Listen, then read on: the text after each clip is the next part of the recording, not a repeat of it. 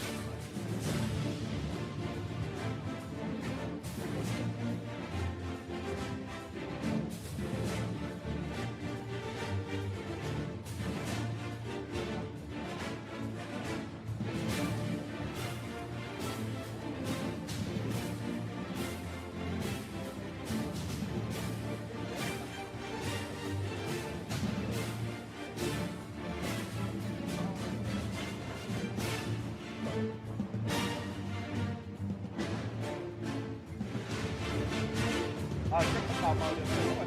Mở được đó.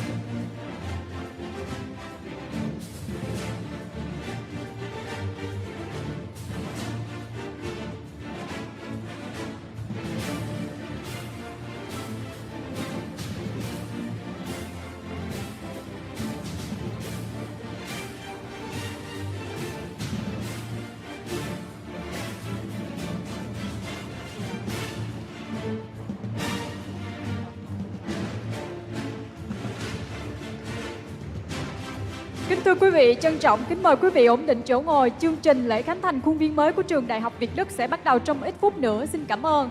Ladies and gentlemen, please take your seat now. Our ceremony will start in a few minutes. Thank you very much. Chúng ta rất vui mừng chào đón Phó Thủ tướng Chính phủ Vũ Đức Đam, các đồng chí nguyên lãnh đạo Đảng, Nhà nước Chính phủ Việt Nam, lãnh đạo Bộ Khoa học và Nghệ thuật bang Hessen, đại diện Bộ Giáo dục và Nghiên cứu Liên bang Đức, Ngân hàng Thế giới và quý quan khách. Please welcome Deputy Prime Minister Dr. Vũ Đức Đam, leaders of Vietnam, German delegates, and the World Bank Director in Vietnam.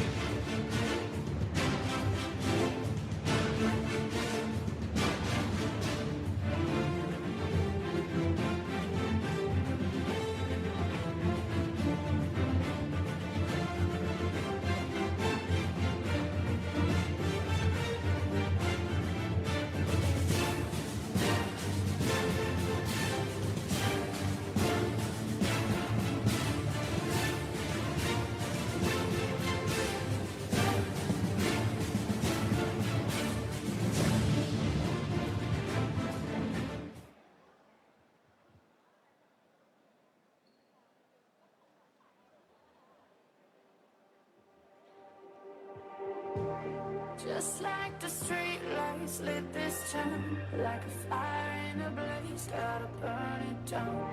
Can't be afraid to leave this out. We got this far, don't know how. I see danger in your eyes. They know we'll burn down the night.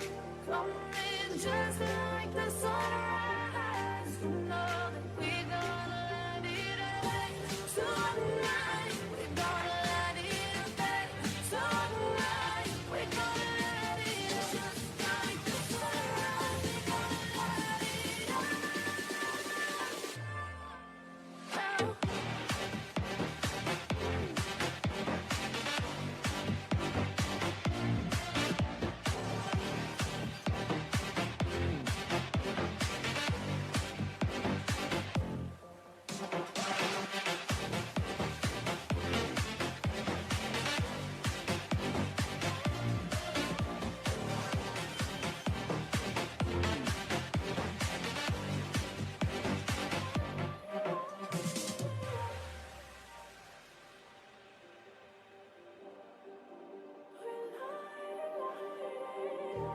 Just like a spark that's breaking out. Can't make a stop, can't turn back now. We know that there's no room for doubt. No, we can't turn back now. I see danger in your eyes. They know we'll burn down the night. Coming just like the sunrise. You know that we're gonna let it away. Tonight, we're gonna let it away. Tonight, we're gonna let it away. Just like the sunrise, we're gonna let it away. Để giảm bớt cơn thôi. Này có tầm xíu. Khỏi nha. Khỏi nha. Khỏi nha. Xíu à, xíu vì nó dài quá. Không sao cả. Đây, này, bỏ này đi. Để này ha.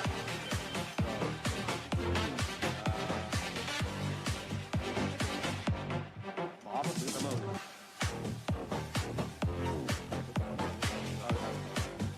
Xíu đó.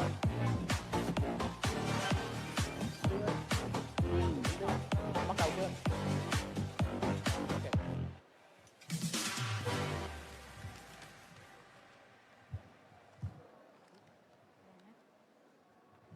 Kính thưa quý vị, trân trọng kính mời quý vị ổn định chỗ ngồi. Chương trình lễ khánh thành khuôn viên mới của trường Đại học Việt Đức sẽ bắt đầu trong ít phút nữa. Xin cảm ơn.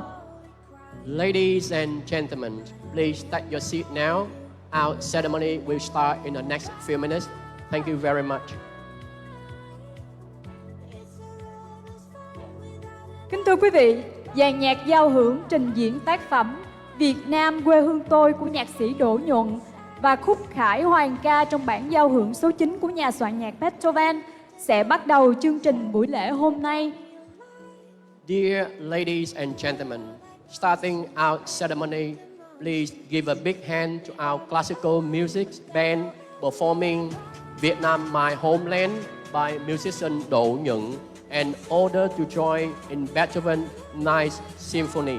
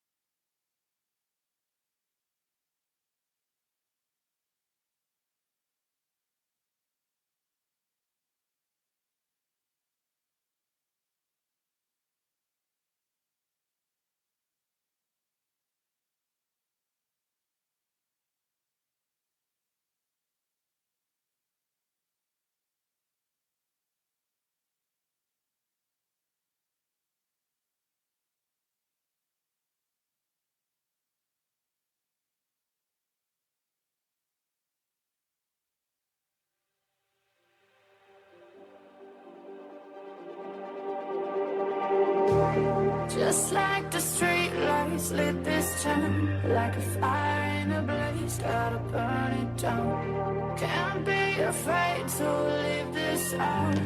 We got this far, don't know how. I see danger in your eyes. They know we'll burn down the night. Coming just like the sunrise. You know that we gonna let it rain.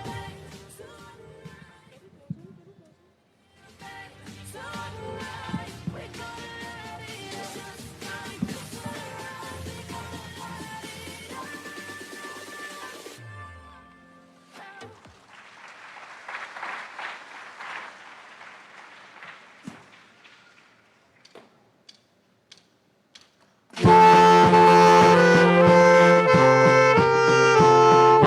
rain. Trân trọng chào mừng quý vị đại biểu, quý vị khách quý, giảng viên, cán bộ công nhân viên, sinh viên, cựu sinh viên, quý phụ huynh, các doanh nghiệp, các đối tác, các cơ quan truyền thông đến tham dự lễ khánh thành khuôn viên mới của Trường Đại học Việt Đức. Good morning, distinguished guests, honored faculty colleagues, staff members of VTU, students, graduates and families, industry partners and media. We are very delighted to welcome all of you to the inauguration ceremony of VTU new campus.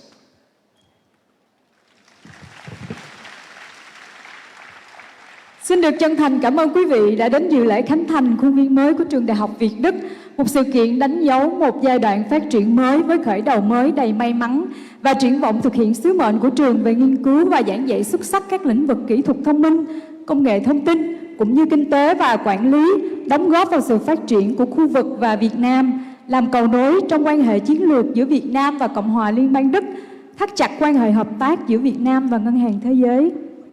We are very grateful for your coming to the inauguration of the new campus, Vietnamese German University, celebrating the new development area of Vietnamese German University with full of luck and respect of fulfill VTU's missions. VGU is aiming to be excellencies in research and teaching in the fields of high-tech, smart engineering, information technology, as well as economics and management relevant for both region and Vietnamese sustainable development. The bridge of Vietnam's and German strategic cooperation, strengthening the partnership between Vietnam and the World Bank. Kính thưa quý vị, chúng tôi rất vinh dự được đón tiếp các vị đại biểu. We are honored by the presence of many distinguished guests today. On behalf of our university, I would like to especially recognize the following honored guests. Ông Nguyễn Minh Triết, nguyên Chủ tịch nước Cộng hòa xã hội chủ nghĩa Việt Nam. Mr. Nguyễn Minh Triết, the former state president of the Socialist Republic of Vietnam. Ông Trương Tấn Sang, nguyên Chủ tịch nước Cộng hòa xã hội chủ nghĩa Việt Nam. Mr. Trương Tấn Sang, the former state president of the Socialist Republic of Vietnam. Ông Vũ Đức Đam, Phó Thủ tướng Chính phủ nước Cộng hòa xã hội chủ nghĩa Việt Nam. Mr. Vũ Đức Đam, Deputy Prime Minister of the Socialist Republic of Vietnam. Ông Trương Hòa Bình, nguyên Phó Thủ tướng Thường trực Chính phủ nước Cộng hòa xã hội chủ nghĩa Việt Nam. Mr. Trương Hòa Bình, the former standing Deputy Prime Minister of the Socialist Republic of Vietnam. Ông Nguyễn Thiện Nhân, nguyên Phó Thủ tướng Chính phủ nước Cộng hòa xã hội chủ nghĩa Việt Nam, đại biểu Quốc hội khóa 15. Mr. Nguyễn Thiện Nhân, former Deputy Prime Minister of the Socialist Republic of Vietnam, National Assembly Member, Section 15. Bà Trương Mỹ Hoa, nguyên Phó Chủ tịch nước Cộng hòa xã hội chủ nghĩa Việt Nam. Madam Trương Mỹ Hoa, the former Vice President of the Socialist Republic of Vietnam. Ông Nguyễn Kim Sơn, Bộ trưởng Bộ Giáo dục và Đào tạo. Mr. Nguyễn Kim Sơn, Minister of Higher Education Research, Minister of Education and Training of Vietnam. Bà Angela Dawn, Bộ trưởng Bộ Khoa học và Nghệ thuật bang Hessen. Madam Angela Dawn, Minister of Higher Education, Research, Science and Arts. Bà Caroline Turk, Giám đốc Ngân hàng Thế giới tại Việt Nam. Madam Caroline Turk, Country Director of the World Bank in Vietnam. Bà Josephine Vallat, Tổng lãnh sự Cộng hòa Liên bang Đức tại Việt Nam. Consulate General of, Madam Josephine Vallet, Consulate General of the Republic of Germany in Ho Chi Minh City. Tiến sĩ Ralph Geber, đại diện Bộ Giáo dục và Nghiên cứu Cộng hòa Liên bang Đức. Dr. Raphael Gable, Representative of Federal Ministry of Education and Research. Giáo sư Joy Prato McCarthy, Chủ tịch Cơ quan Trao đổi Hàn lâm Cộng hòa Liên bang Đức. Professor Joe Prato Mukherjee, President of German Academic Exchange Service. Ông Nguyễn Văn Lợi, trưởng đoàn đại biểu Quốc hội tỉnh Bình Dương, Bí thư Tỉnh ủy tỉnh Bình Dương. Mr. Nguyễn Văn Lợi, Party Secretary of Bình Dương. Ông Lê Xuân Định, Thứ trưởng Bộ Khoa học Công nghệ. Mr. Lê Xuân Định, Vice Minister of Science and Technology. Ông Nguyễn Văn Phúc, Thứ trưởng Bộ Giáo dục và Đào tạo. Mr. Nguyễn Văn Phúc, Vice Minister of Education and Training. Ông Vũ Quang Minh, Đại sứ đặc mệnh toàn quyền. Mr. Vũ Quang Trung, Ambassador. Bà Lisa Deisler, nghị sĩ Quốc hội bang Hessen. Madam Lisa Deisler, Member of the Hessen State Parliament. Ông Michael Roy, nghị sĩ Quốc hội bang Hessen. I'm Michael Royer, Member of the Hessen State Parliament.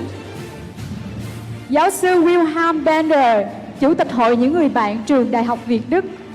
Professor Wilhelm Bender, Chairman of the VGU Association of Friends and Supporters. Tiến sĩ Kamis Wagami, Chủ tịch Cơ quan hỗ trợ Đại học Thế giới Cộng hòa Liên bang Đức. Dr. Kamis Gawami, the President of the World University Service. Giáo sư Thomas Benz, Hiệu trưởng trường Đại học Việt Đức. Professor Thomas Ben, the president of the Vietnamese German University. Bà Võ Kiều Dung, chủ nhiệm dự án Đại học mô hình mới, dự án xây dựng trường Đại học Việt Đức của Ngân hàng Thế giới. Mr. Võ Kiều Dung, task team leader of the World Bank's New Model University Project. Ông Nguyễn Lộc Hà, phó chủ tịch tỉnh Bình Dương. Mr. Nguyễn Lộc Hà, the vice president of Bình Dương. Cùng quý vị lãnh đạo các bộ ngành địa phương của Việt Nam, của Đức, Ngân hàng Thế giới, quý vị quan khách và quý vị khách quý, các giáo sư Đức cùng thầy cô giáo, cán bộ công nhân viên, sinh viên, cựu sinh viên của nhà trường, các phóng viên báo đài về dự và đưa tin buổi lễ. And the leaders of ministries, provinces of Vietnam, Germany, and the World Bank, distinguished guests, German professors, lecturers and staff, students, alumni of VTU, and journalists reporting the news of our ceremony.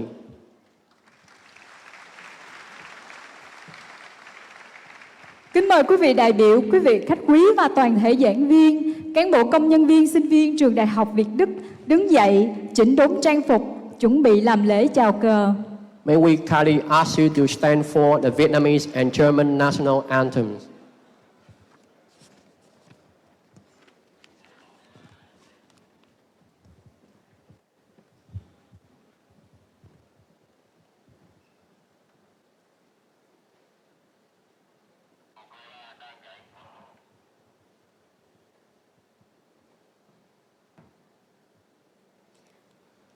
Nghiêm, chào cờ, quốc ca Việt Nam.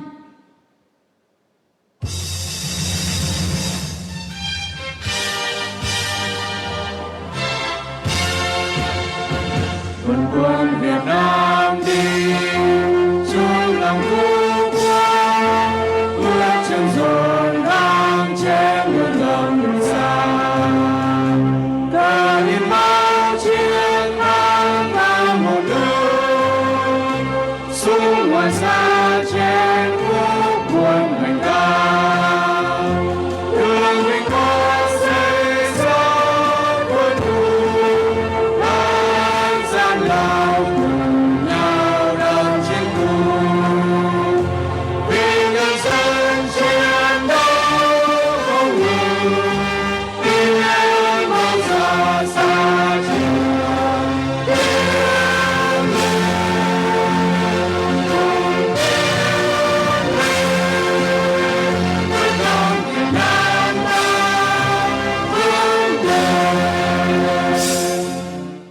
Quốc ca Cộng hòa Liên bang Đức. Eine Sky und Recht und Freiheit für das deutsche Vaterland. Danach lasst uns alles leben, brüderlich mit Herz und Hand. Heiligkeit und Recht und Freiheit sind es Blut, es unterfallen. Im Wasser dieses Blutes, Blut deutsches Vaterland.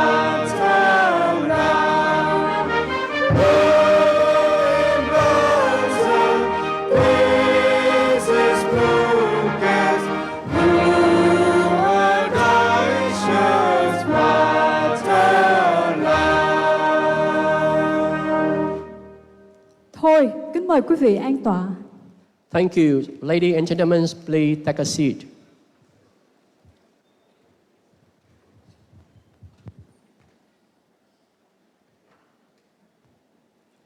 Kính thưa quý vị, sau đây tôi xin trân trọng kính mời Hiệu trưởng Trường Đại học Việt Đức, giáo sư Thomas Ben phát biểu chào mừng. Ladies and gentlemen, our ceremony will begin with the welcome speech by the VTU President, Professor Thomas Benz. Please welcome Professor Thomas Benz.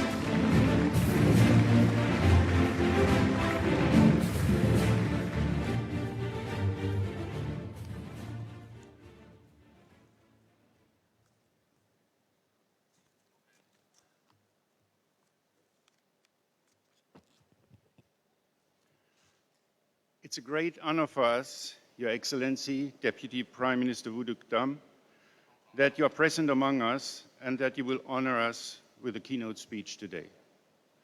I also wish to give our warmest thanks and welcome for being with us to Mr. Nguyen Thi Chiet, former President of the Socialist Republic of Vietnam, Mr. Trung Thanh Sang, former President of the Socialist Republic of Vietnam, Professor Nguyen Thi Nhan, former Deputy Prime Minister of the Socialist Republic of Vietnam, who initiated the Model University project in Vietnam in 2007 and who has tirelessly supported the VGU over the years.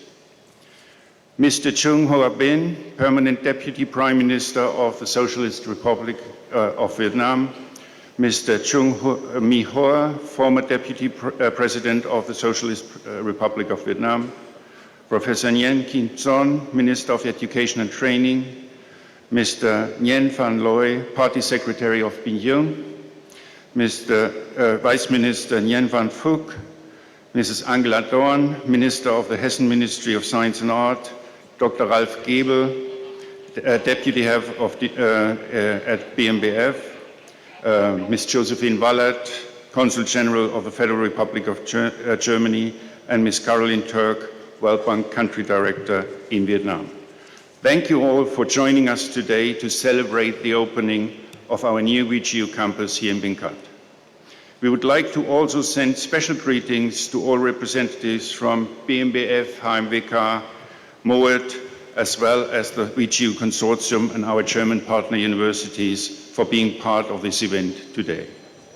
I would also like to warmly welcome the representatives from industry, provincial government, administration of higher education in Vietnam, abroad, including the VGU staff and our students.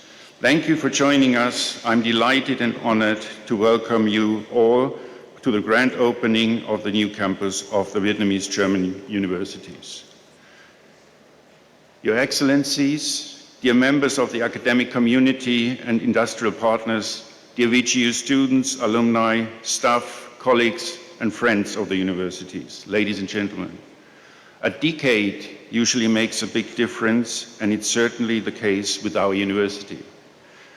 Since its establishment in 2008, the Vietnamese German University has come a long way and significantly enhanced its university experience, both on the academic and on the organizational fronts. From the first draft of the university layout in 2013 until the final implementation of our new campus, it has been a long way and has taken great effort from the Ministry of Education and Training and its project management unit, from VGU and its project team, lecturers, specialists of VGU, the support from World Bank, and to specify the requirements to supervise the construction and the implementation. And there is also a lot today we would like to reflect upon, where we have come from and where we are today. Looking back, we can see that as the first public university in Vietnam that has international stakeholders and aims for a world-class standard, VGU has been supported by a wonderful pioneering generation of founders, donors, administrators, faculty, staff, scholars, students, industrial partners, and community members. The support provided by this pioneering generation is tremendous. Not to forget the pioneering spirit invoked by the pioneering generation is simply and undisputedly outstanding. Today, we have reached a great milestone for VGU, moving forward from its founding phase to entering its full operational phase from now and into the coming years. For the first time, VGU has its own premises, a place it can call home for the future. Now it's on VGU to develop its capabilities to the highest level and to become the shining star we have all been dreaming of while working on it. The spirit of a pioneer is remarkable and demanding. It requires purpose, faith, confidence. It asks leaders to think big, faculty members to look beyond the walls of the classroom, for learning opportunities. It also asks students to show up with great ambition and partners with trust. Beginning is never easy, ladies and gentlemen. I believe that everyone who has been a part of VGU's history is a pioneer at heart. From the top management to the youngest freshmen, none of us show up at VGU looking for a ready-made track record. Instead, we all want to explore, to build up a new track that incorporates both German quality and Vietnamese creativity. We want to build a track record of a component and a trustworthy partner for the academia, the industry, and the society. It is time for us to illustrate the path ahead. As the university president, I feel great excitement about the future of VGU. On behalf of the Presidential Board of VGU, I would like to express my thanks to all of you present today, whom I'm confident will give us even more reason for optimism, conviction, and hope. Ladies and gentlemen, after a short video about the new VGU, I look forward to the words of welcome from our honored stakeholders. Thank you very much.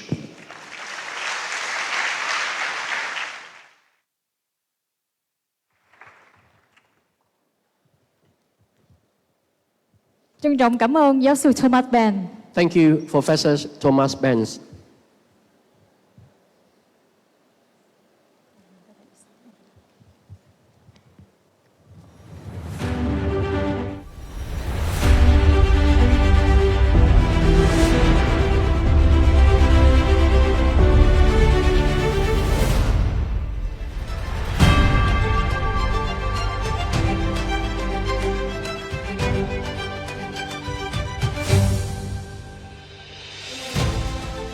Trường Đại học Việt Đức là trường đại học quốc tế công lập đặc biệt đầu tiên thuộc dự án xây dựng trường đại học xuất sắc, đại học mô hình kiểu mới của chính phủ Việt Nam.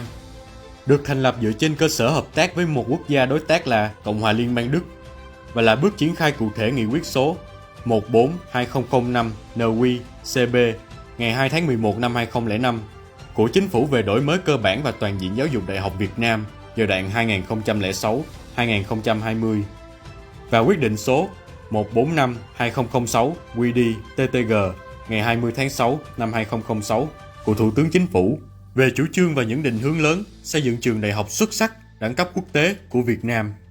Mục tiêu của trường là phấn đấu trở thành một trường đại học, một trung tâm đào tạo và nghiên cứu hàng đầu ở Việt Nam, đạt trình độ, khu vực và quốc tế, có chất lượng đào tạo và nghiên cứu theo tiêu chuẩn của các đại học hàng đầu tại Đức. Được tổ chức và hoạt động theo mô hình mới, có tác dụng tạo động lực thúc đẩy, đổi mới hệ thống giáo dục đại học Việt Nam, góp phần nâng cao chất lượng giáo dục Việt Nam lên ngang tầm chất lượng các nước trong khu vực và thế giới. Trường hoạt động theo các văn bản thỏa thuận hợp tác giữa Việt Nam và Đức, cũng như các quy định đặc thù do Thủ tướng Chính phủ ban hành. Trong suốt quá trình hình thành và phát triển, trường đã trải qua nhiều dấu mốc lịch sử quan trọng. Ngày 21 tháng 5 năm 2007, Bộ Giáo dục và Đào tạo Việt Nam và Bộ Khoa học và Nghệ thuật bang Hessen ký ý định thư. Và ngày 29 tháng 2 năm 2008, tuyên bố chung về việc thành lập trường đại học Việt Đức. Ngày 1 tháng 9 năm 2008, Thủ tướng Chính phủ ký quyết định số 1196 QĐ-TTG thành lập trường đại học Việt Đức. Ngày 10 tháng 9 năm 2008, trường chính thức khai trương và khai giảng khóa đầu tiên với 35 sinh viên chương trình đào tạo cử nhân, ngành kỹ thuật điện và công nghệ thông tin. Ngày 24 tháng 3 năm 2009, Thủ tướng Chính phủ ký quyết định số 380 QĐ-TTG ban hành quy chế tổ chức và hoạt động của trường và Hiệp hội các đại học Đức hỗ trợ trường được thành lập. Ngày 13 tháng 8 năm 2010, Hiệp định tín dụng số 4786 VN giữa nước Cộng hòa xã hội chủ nghĩa Việt Nam và Hiệp hội Phát triển Quốc tế Ngân hàng Thế giới đã được ký kết. Năm 2013, Hội đồng Quốc tế tuyển chọn phương án thiết kế công trình khuôn viên Đại học Việt Đức đã công bố bảng xếp hạng những phương án thiết kế tốt nhất và chọn công ty kiến trúc Machado & Cervetti là nhà thiết kế chính công trình khuôn viên trường Đại học Việt Đức. Ngày 6 tháng 10 năm 2016, khởi công xây dựng khuôn viên mới của trường Đại học Việt Đức tại phường Thới Hòa, thị xã Bến Cát, tỉnh Bình Dương. Ngày 8 tháng 9 năm 2018, nhà trường tổ chức kỷ niệm 10 năm thành lập trường. Ngày 23 tháng 9 năm 2020, Hiệp định ba bên được ký kết giữa Chính phủ Việt Nam, Bộ Giáo dục và Đào tạo, Chính phủ Cộng hòa Liên bang Đức, Bộ Giáo dục và Nghiên cứu Liên bang và chính quyền bang Hessen, Bộ Nghiên cứu và Nghệ thuật, và có hiệu lực thực thi ngày 1 tháng 4 năm 2022. Ngày 31 tháng 5 năm 2021, kết thúc hiệp định tín dụng giữa Chính phủ Việt Nam và Ngân hàng Thế giới và hoàn thành dự án xây dựng trường Đại học Việt Đức. Ngày 11 tháng 11 năm 2022, Bộ Giáo dục và Đào tạo Trường Đại học Việt Đức tổ chức lễ khánh thành khuôn viên mới và đưa công trình khuôn viên mới chính thức đi vào hoạt động.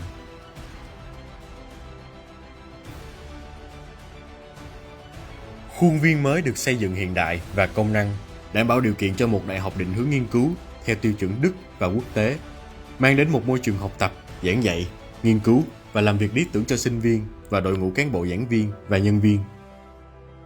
Thoát ly khỏi ý tưởng tòa nhà đại học với hình ảnh là một kiến trúc lớn, khuôn viên VTU tiếp cận không gian đại học theo hướng nhiều tòa nhà khác biệt với nhau, tạo thành một khuôn viên chung, đa dạng và hợp lý.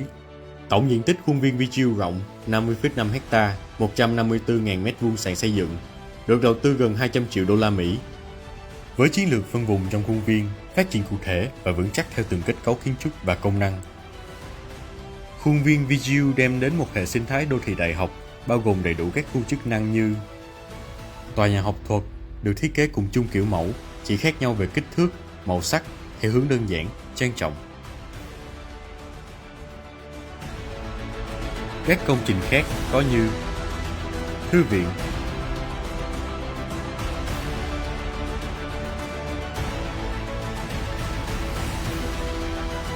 hội trường,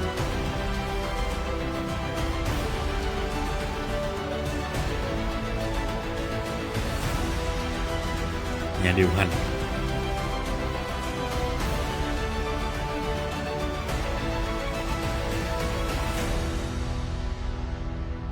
trung tâm thể thao, nhà ăn,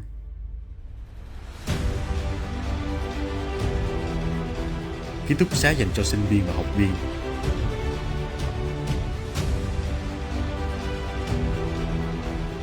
cùng khu nhà ở cho chuyên gia và giảng viên đều mang dấu ấn riêng và nổi bật lên giữa khuôn viên.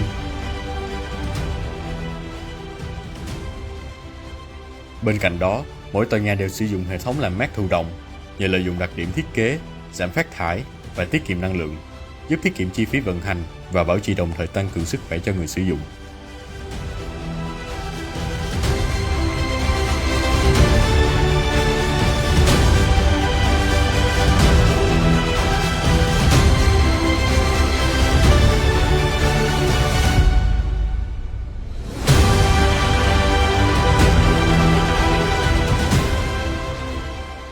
Lễ khánh thành công trình khuôn viên trường đặt dấu mốc quan trọng cho sự phát triển của VTU.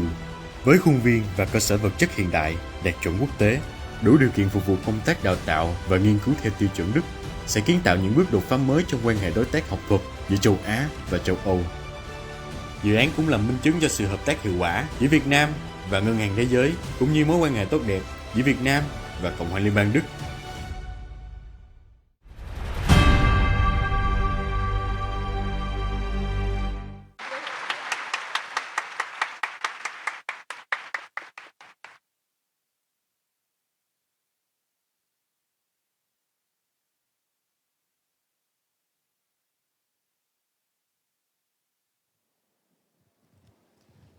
Trân trọng kính mời ông Nguyễn Kim Sơn, Bộ trưởng Bộ Giáo dục và Đào tạo phát biểu tổng kết quá trình hình thành và triển khai dự án xây dựng trường Đại học Việt Đức của chủ dự án Bộ Giáo dục và Đào tạo.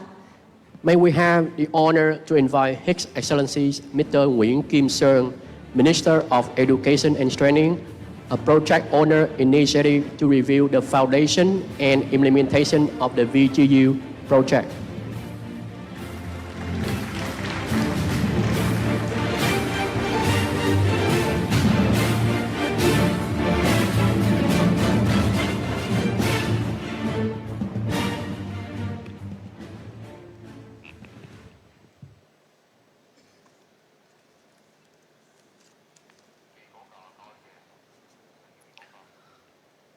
Kính thưa đồng chí Nguyễn Minh Chiết, Nguyên Chủ tịch nước Cộng hòa xã hội chủ nghĩa Việt Nam. Kính thưa đồng chí Trương Tấn Sang, nguyên Chủ tịch nước Cộng hòa xã hội chủ nghĩa Việt Nam. Kính thưa đồng chí Nguyễn Thiện Nhân, nguyên Phó Thủ tướng Chính phủ, đại biểu Quốc hội thành phố Hồ Chí Minh.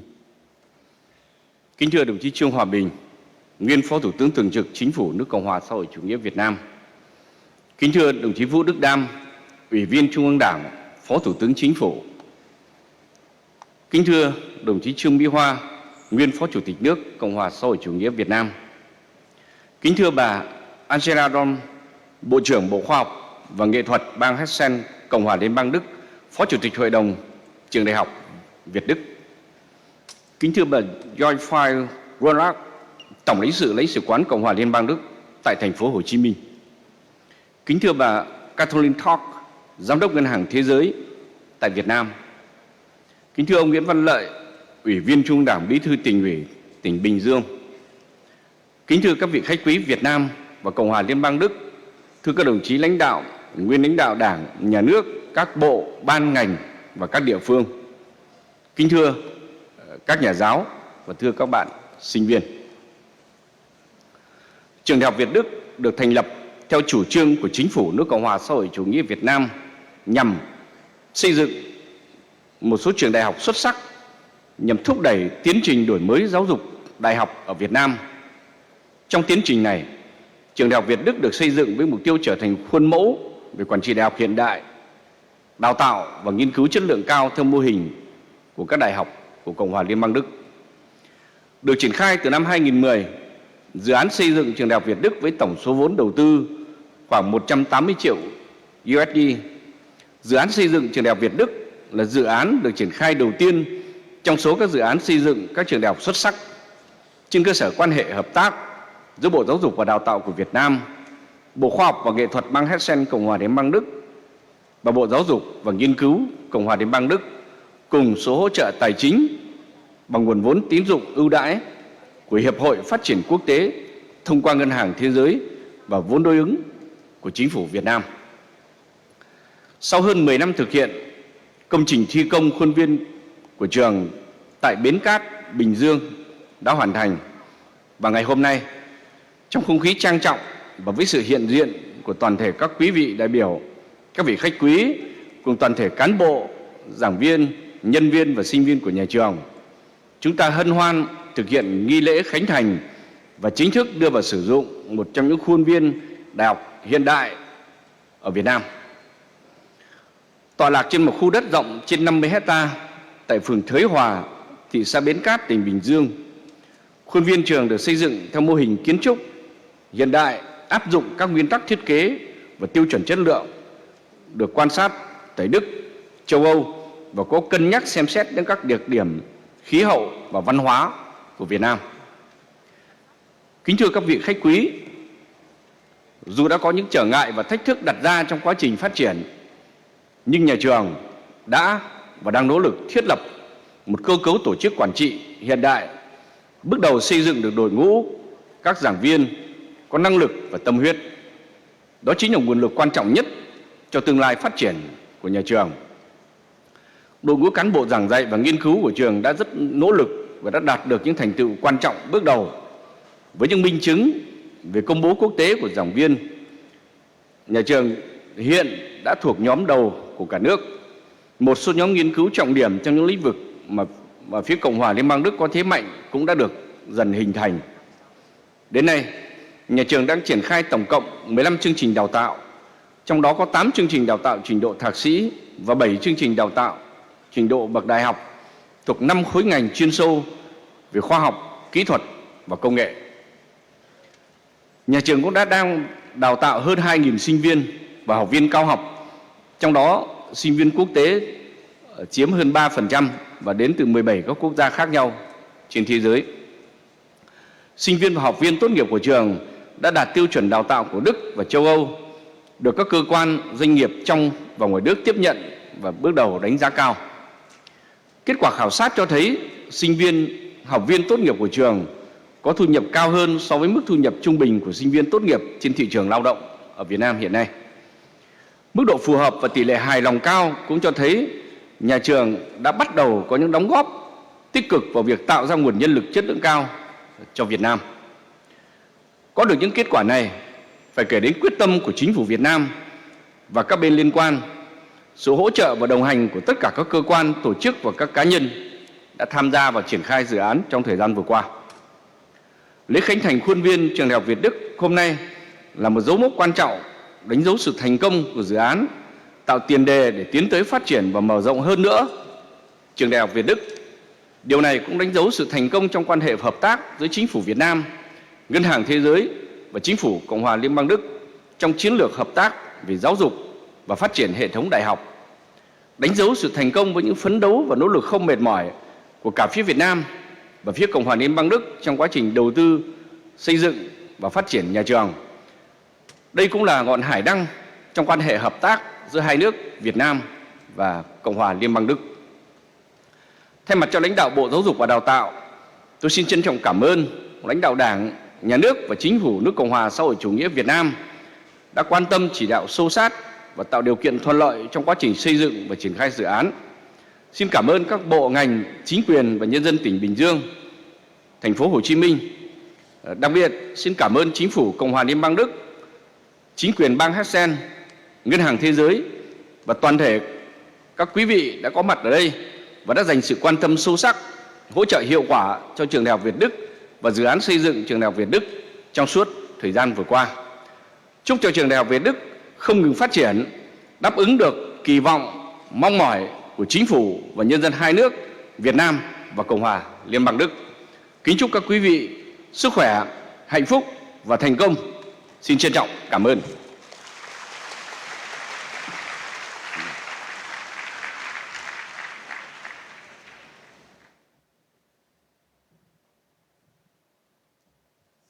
Trân trọng cảm ơn Bộ trưởng Nguyễn Kim Sơn. Thank you, Mr. Nguyễn Kim Sơn. Trân trọng kính mời ông Vũ Đức Đam, Phó Thủ tướng Chính phủ nước Cộng hòa xã hội chủ nghĩa Việt Nam, đại diện Chính phủ Việt Nam phát biểu chỉ đạo. May we have the honor to invite His Excellency Dr. Vũ Đức Đam, Deputy Prime Minister of the Socialist Republic of Vietnam, to make a speech.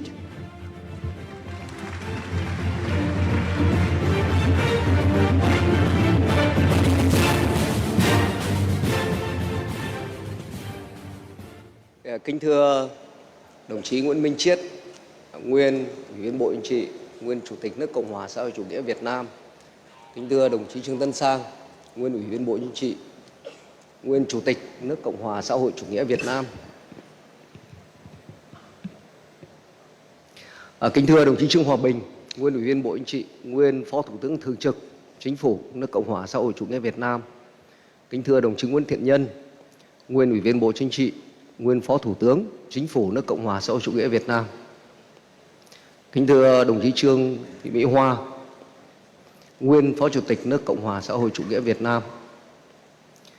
Kính thưa tất cả các quý vị bộ trưởng, các vị đại biểu, các đoàn ngoại giao, kính thưa các thầy giáo, cô giáo cùng các bạn sinh viên, nghiên cứu sinh của Trường Đại học Việt Đức.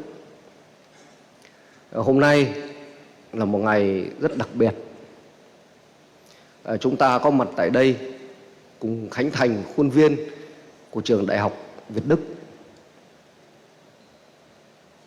Trước hết, thay mặt Chính phủ, thay mặt Thủ tướng Chính phủ, tôi xin trân trọng cảm ơn sự hợp tác cần thiết, hết sức quý báu của Chính phủ và nhân dân Cộng hòa Liên bang Đức, của bang Hessen, của Ngân hàng Thế giới, các thầy giáo, cô giáo của các trường đại học của Đức và nhiều trường đại học khác. Xin trân trọng cảm ơn sự lãnh đạo chỉ đạo của các đồng chí nguyên Chủ tịch nước, nguyên Phó Thủ tướng Chính phủ và rất nhiều các ban ngành địa phương, tỉnh Bình Dương và thành phố Hồ Chí Minh đã cùng nhau vượt qua cũng rất nhiều khó khăn để chúng ta có được một cái khuôn viên trường đến giờ phút này chúng ta có thể nói là hiện đại và đẹp nhất Việt Nam.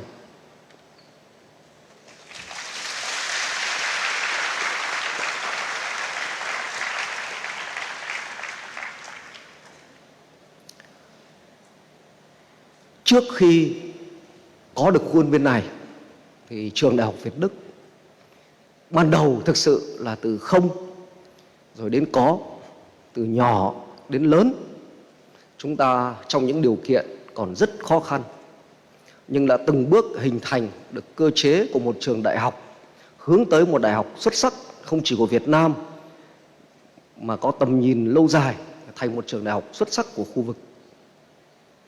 Bằng những khóa đào tạo với quy mô ban đầu rất khiêm tốn nhưng chất lượng. Và đến ngày hôm nay, chúng ta vẫn đang cùng nhau để tiếp tục hoàn thiện một mô hình, một trường đại học xuất sắc mà có sự quản lý chung với sự tham gia của chính phủ hai nước, và từng bước mở rộng quan hệ hợp tác không chỉ với các trường đại học của Đức mà với các trường đại học khác trên thế giới. Công việc đó còn rất dài, nhưng chúng ta cùng nhau tin rằng với tầm nhìn đúng đắn từ ban đầu, với thiện chí hợp tác, kiên trì nỗ lực của các bên có liên quan, nhất định chúng ta sẽ đạt được mục tiêu đã đề ra ban đầu. Và trường Đại học Việt Đức hôm nay đã bước đầu khẳng định được uy tín của mình trong hệ thống các trường đại học và cơ sở nghiên cứu khoa học của Việt Nam, và sẽ từng bước củng cố để thành thực sự một trường đại học xuất sắc.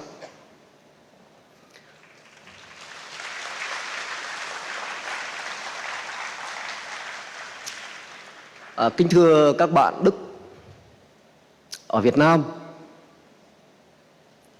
tất cả mọi người ở Việt Nam thì đều rất quan tâm đến giáo dục và đều mong muốn các thế hệ con cháu mình được học tập tốt hơn thế hệ của mình và cha anh mình. Và mặc dù còn rất nhiều khó khăn, nhưng ngay từ ban đầu, các đồng chí lãnh đạo cao cấp nhất của Đảng và Nhà nước Việt Nam đã quyết tâm dành một khoản đầu tư không hề nhỏ để xây dựng một trường đại học. Khoản đầu tư này bằng khoản đầu tư cho nhiều trường đại học khác cộng lại.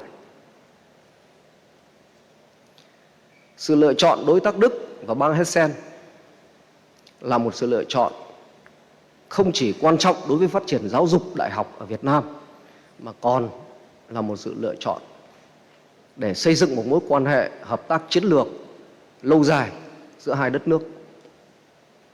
Và mọi người Việt Nam thì ở Việt Nam đều biết đến một cái tên Việt Đức khác, đấy là Bệnh viện Hữu nghị Việt Đức. Từ những ngày còn gian khó trong chiến tranh, với sự hợp tác của các bạn Đức, thì Việt Nam đã có một bệnh viện, và đến giờ phút này vẫn là một trong mấy bệnh viện hàng đầu của Việt Nam. Và chúng tôi mong và tin rằng Đại học Việt Đức của chúng ta cũng như vậy. Và không chỉ trong lĩnh vực đào tạo và nghiên cứu khoa học, không chỉ từ đây sẽ có nhiều cán bộ kỹ thuật tỏa ra để phát triển Việt Nam và tham gia vào cái sự phân công lao động quốc tế, mà chúng tôi còn kỳ vọng và rất tin rằng nơi đây sẽ là một môi trường nghiên cứu và đào tạo lý tưởng, không chỉ đối với các bạn sinh viên người Việt Nam, mà tiến tới là của các bạn sinh viên của các nước. Và nơi đây cũng sẽ là nơi ươm mầm và lan tỏa những giá trị văn hóa rất tốt đẹp, có phần củng cố cái quan hệ hợp tác toàn diện giữa hai nước.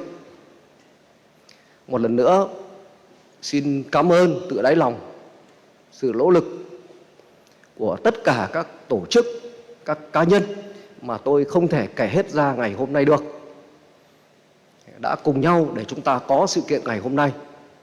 Và xin chúc cho Đại học Việt Đức thực sự sẽ trở thành một dự án hải đăng trong mối quan hệ giữa hai nước, và là một điểm sáng, không chỉ sáng đơn thuần mà sáng rực rỡ trong cái hệ thống giáo dục đại học của Việt Nam trong những năm tới đây.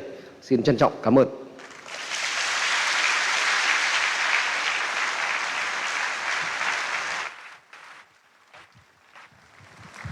Trân trọng cảm ơn Phó Thủ tướng Vũ Đức Đam ạ. Thank you, Deputy Prime Minister Vũ Đức Đam. Trường Đại học Việt Đức được thành lập trên cơ sở thỏa thuận hợp tác giữa chính phủ Việt Nam và chính phủ Đức. Vì vậy, ngay từ những ngày đầu tiên thành lập, Trường Đại học Việt Đức luôn nhận được hỗ trợ từ chính phủ bang Hessen và chính phủ nước Cộng hòa Liên bang Đức. Chúng tôi trân trọng kính mời Bộ trưởng Bộ Khoa học và Nghệ thuật bang Hessen bà Angela Dorn phát biểu. Ladies and gentlemen, VTU is founded based on the agreement between the Vietnamese and German government. Therefore, since the first days of establishment, VTU has always received support from the German government, Hessen State, the government of the Federal Republic of Germany. May we have the honor to invite Her Excellency, the Minister of Science and Arts of the State of Hessen, Ms. Angela Dorn, to make a speech.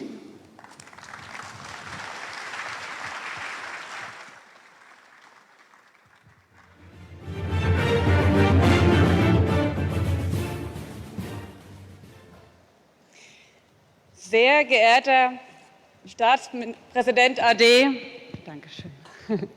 Sehr geehrter Herr Staatspräsident AD Thiet, sehr geehrter Herr Staatspräsident AD Chang, sehr geehrter Herr stellvertretender Premierminister Dam, sehr geehrter Herr Professor Nhan, sehr geehrter Herr stellvertretender Premierminister Bing, sehr geehrte Frau stellvertretende Staatspräsidentin AD Hoa, sehr geehrter Minister Professor Schon, sehr geehrter Herr Louis, sehr geehrter Herr Vorsitzender des Universitätsrates, Herr Professor Fuck, lieber Kollege, sehr geehrter Dr. Gebel, sehr geehrte Frau Dr. Wallert, sehr geehrte Frau Türk, sehr geehrter Herr Präsident Benz, sehr geehrter Herr Vizepräsident Dr. Wien, sehr geehrte Damen und Herren, liebe Studierende, dear friends.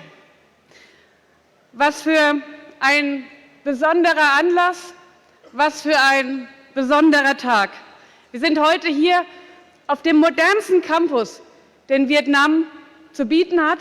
Und es ist ein Zeichen unserer Freundschaft, unserer Kooperation. Auf 50 Hektar werden bis zu 5000 Studierende gemeinsam studieren. Sie werden gemeinsam lernen, sie werden gemeinsam leben, sie werden gemeinsam lachen, sie werden gemeinsam Sport treiben, sie werden gemeinsam forschen. Und sie werden Freundschaften schließen. Sie werden miteinander Freundschaften schließen. Sie werden Freundschaften mit vielen verschiedenen Nationen schließen. Sie werden in modernen Laboratorien arbeiten. Sie werden in Seminaren und Hörsälen in Gruppen arbeiten. Und das ist mir besonders wichtig, an den großen Herausforderungen dieser Zeit arbeiten.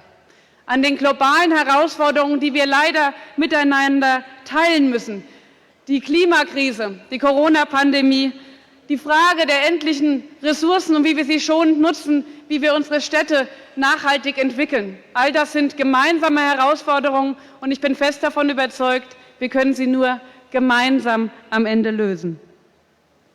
Wir sind nicht nur an einem besonderen Ort, zu einem besonderen Tag, wir haben vor allem ein ganz besonderes Projekt.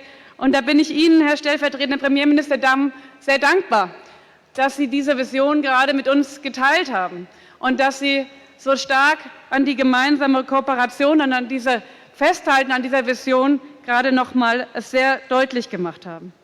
Denn was 2007 als kühner Traum begann, ist heute Realität. Ein beeindruckender Campus, neue Hörsäle, modernste Labor-, Bibliotheksflächen, Fakultätsgebäude und ich sage auch ganz offen hier, auch die eine oder andere deutsche Hochschule würde sich freuen, in solchen Bedingungen lernen und lehren zu können. Eine vietnamesische Universität, aber mit deutscher Qualität, mit Lehr- und Forschungsfreiheit und auch das war uns als Partnern immer wichtig, durch die niedrigen Studiengebühren offen für alle und in ihrer Struktur angelehnt an das Humboldtsche Bildungsideal, wie wir es zum Beispiel in Deutschland bei der Technischen Universität Darmstadt umsetzen, das war das Vorbild. Und das Bild des Leuchtturms wurde gerade schon vom stellvertretenden Premierminister Dam genutzt. Und ich halte es in diesem Falle auch für angemessen, denn tatsächlich ist es etwas, was leuchtet, was strahlt, aber was auch fundamental neu für uns alle war. Und auch ich betone, es war ein langer Weg zwischen Partnern. Viele Persönlichkeiten, lieber Herr Professor Njan, werden es noch besser wissen, als ich es weiß, dass es natürlich auch viele Hürden gab und dass wir viele Widerstände immer wieder aus dem Weg räumen mussten. Und natürlich begleitet uns das bis heute. Aber, und das ist das Schöne an einer Partnerschaft mit internationalen Freunden, wir durften auch voneinander lernen, wir durften miteinander lernen, wir durften viele Meilensteine feiern und ich glaube, dieses ist definitiv der allerschönste Meilenstein und ich bin unglaublich dankbar, mit Ihnen heute diesen feiern zu dürfen. Wir ringen um die besten Konzepte und ich bin froh, dass wir in dieser komplexen Lage und auch in Herausforderungen zwischen 3 Partnern, zwischen 2 Nationen, dass wir ein trilaterales Abkommen haben, was uns eine Richtschnur ist, mit dem wir unsere Kooperation miteinander gefestigt haben. Und genau dies wollen wir jetzt ins Leben rufen. Da bin ich mit dem BMBF sehr einig, dass wir auf deutscher Seite genau dieses trilaterale Abkommen in allen Punkten erfüllen wollen. Und wir bitten um die Anstrengung von allen, dass wir genau dies schaffen. Denn wir sind so weit gekommen. Wir haben diese Vision zur Realität werden lassen. Und das verdanken wir gerade, und deswegen möchte ich Ihnen ganz besonders danken, unseren vietnamesischen Partnern. Sie haben sich mit großem Engagement eingesetzt für die Durchführung eines sehr aufwendigen Projektes, eines Projektes, das Ihnen allen viel abverlangt hat. Und Sie haben so wahnsinnig viel geleistet. Ich möchte mich insbesondere bei meinem Partnerministerium, beim Ministry of Education and Training, sehr herzlich bedanken für die intensive Zusammenarbeit, die geleistet worden ist. Aber auch beim VGU Projektmanagement Unit, die es geschafft haben, dass diese Gebäude für deutsche Verhältnisse in atemberaubender Geschwindigkeit hier aus dem Boden gestampft worden sind. Ich möchte auch der Weltbank danken für ihren großen Einsatz. Denn nur der Kredit hat es ermöglicht, dass wir heute so miteinander tatsächlich diesen Campus eröffnen können. Wie ich hörte, auch eine Neuigkeit, etwas Besonderes für die Weltbank und ich finde ein sehr, sehr gutes Zeichen. Ich möchte mich auch bedanken bei unserem Partnerministerium, last but not least beim BMBF, denn nur wenn die deutschen Partner zusammenstehen und gemeinsam an so einem komplexen Werk arbeiten, kann es gut werden. Ich bedanke mich für die langjährige und wirklich vertrauensvolle Zusammenarbeit. Eine Universität braucht Offenheit, sie braucht die Neugier ihrer Studierenden, sie braucht den Einsatz und die Erfahrung aller Lehrenden, aller Professorinnen und Professoren. Und ich bin fest davon überzeugt, sie kann ihren Auftrag nur dann erfüllen, wenn die Freiheit und der Weltgeist der Forschenden die Priorität besitzen. Und für die VGU gilt noch außerdem, dass sie nur funktionieren kann durch diese vielfältige Partnerschaft der deutschen und der vietnamesischen Seite. Wir müssen beide Hochschultraditionen zusammenführen, um am Ende ein großartiges Ergebnis zu schaffen. Und deswegen möchte ich ganz zum Schluss zweien danken, ohne die heute die Einweihung sicherlich nicht möglich gewesen wäre. Das sind Sie, lieber Herr Professor Benz, und das sind Sie, Herr Dr. Vienne, denn es ist auch Ihr Erfolg, dass wir heute diese Einweihung feiern können. Und ich weiß, wie viel unermüdlicher Einsatz dahinter ist.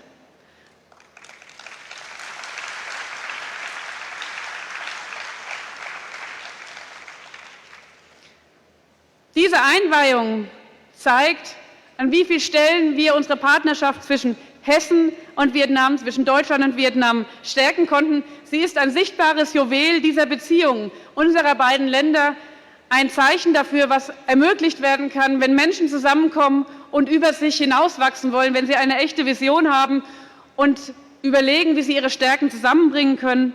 Ich finde, dass wir heute diese Partnerschaft auf eine neue Stufe stellen können. Wir haben vieles erreicht mit einer Offenheit, mit Ringen um die besten Lösungen. Und wir können diese Universität in eine sehr starke Zukunft führen. Davon bin ich fest überzeugt, wenn wir die Forschung in dieser Universität stärken. Denn die Herausforderungen sind komplex, sie sind gigantisch. Wir brauchen jetzt die Antworten aus der Wissenschaft, damit wir hier im tagtäglichen Doing hier und jetzt die Lösungen für heute und für morgen finden. Ich wünsche dieser Universität, ich wünsche uns als Partnern alles Glück, alle Offenheit, alle Stärke, damit wir die weiteren Hürden aus dem Weg räumen können. Und ich wünsche den Studierenden dieser wunderbaren Universität, dass sie alles, was sie in sich besitzen, nutzen, damit wir gemeinsam gemeinsam unsere globalen Herausforderungen dieser Zeit meistern können. Sie sind unsere Zukunft und wir setzen auf Sie. Herzlichen Dank.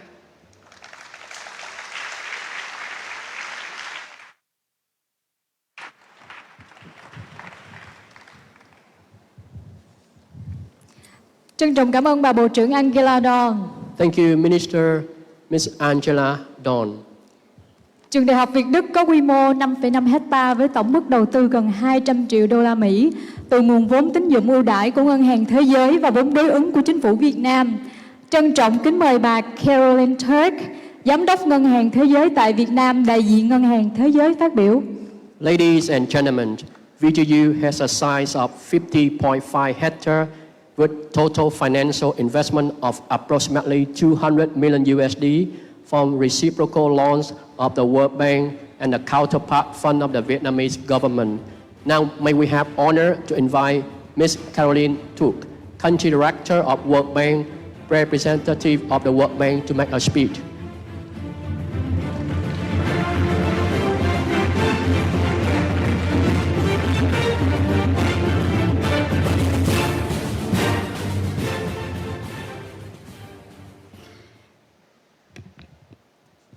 Deputy Prime Minister Vu Duc Dam, former President Nguyen Minh Chiet, former President Chung Tan Sang, former Deputy President Madam My Hoa, former Deputy Prime Minister Professor Nguyen Thien Nhan, Minister of Education Dr. Nguyen Kim Sơn, Hessen State Minister of Higher Education and Science and Research, Angela Dawn, representative from Federal Ministry of Education and Research, Dr. Ralph Gagel, representative, the leader of the party from Binh Duong Province, Mr. Nguyen Van Loi, Vice Ministers, President of the VGU, guests, students, good morning. I am very, very honored to be participating in the inauguration of this new campus of the Vietnamese German University. What an important landmark for the university. And let me thank the Ministry of Education and Training and the VGU for your invitation and the opportunity to deliver some remarks at this important occasion. Please let me start by complimenting VGU for its achievements.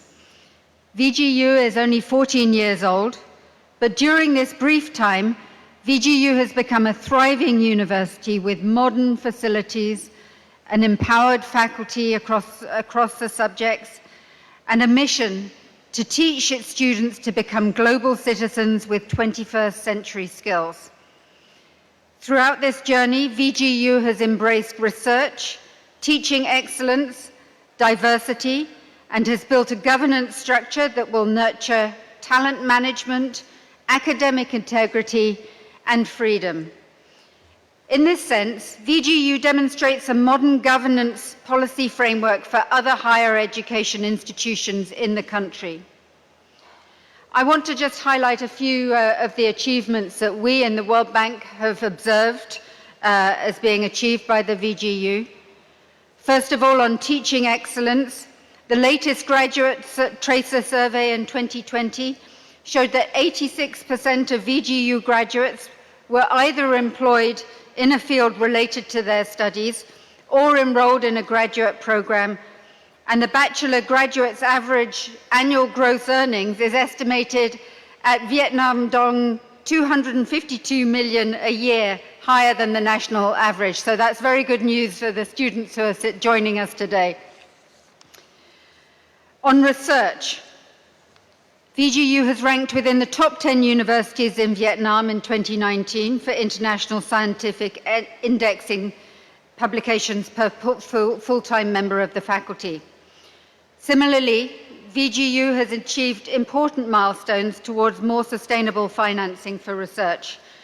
And we've noted that 30% of all research is generated by non-state funds, which is higher than the 24% average for higher education institutions in Vietnam.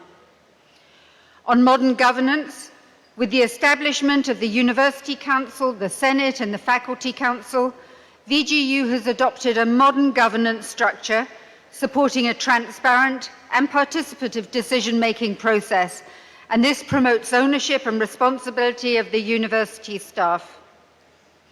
And then on financial sustainability and autonomy, a tripartite agreement that has been signed by the three founders of VGU, the government represented by MOET, the German state government of Hessen, represented by its Ministry of Education, Research and the Arts, and the German federal government, represented by the Ministry of Education and Research.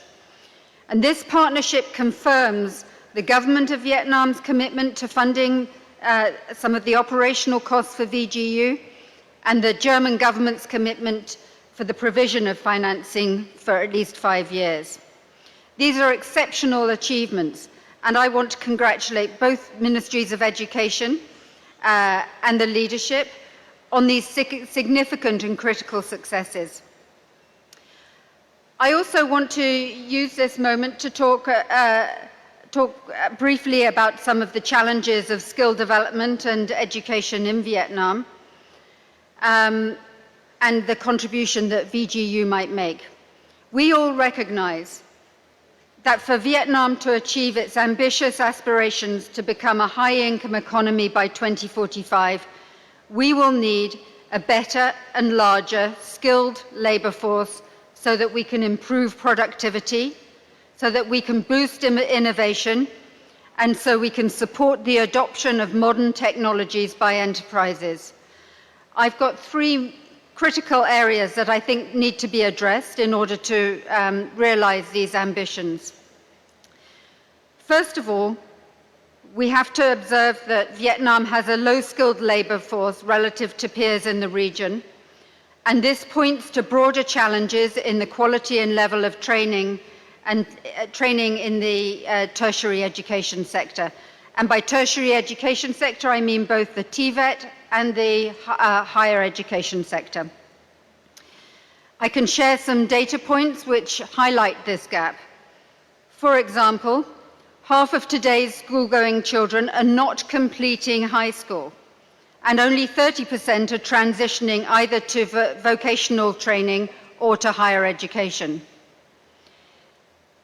52 million people in the workforce only have an average of 8 years education, and yet many of these workforce participants are young, and they will be in the workforce for many years to come. 47% of Vietnamese respondents to an enterprise in 2015 identified skills as a key obstacle to firm performance, and that is compared to 31% in the rest of East Asia.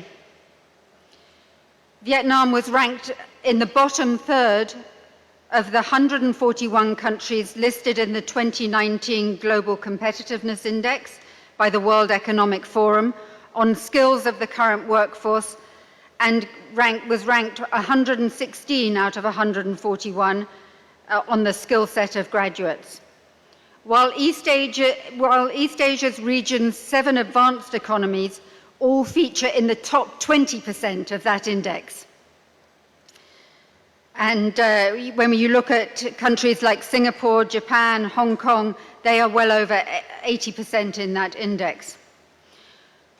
Although Vietnam's education system is rapidly improving, we believe that without structural reforms and targeted interventions at all levels of the education system, the skill level of the labor force will only slowly increase.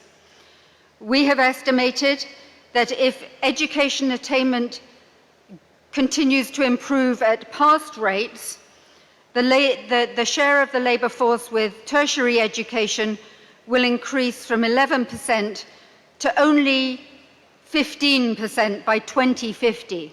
And so we must accelerate this. It compares poorly with ASEAN comparators. The priority really today is twofold.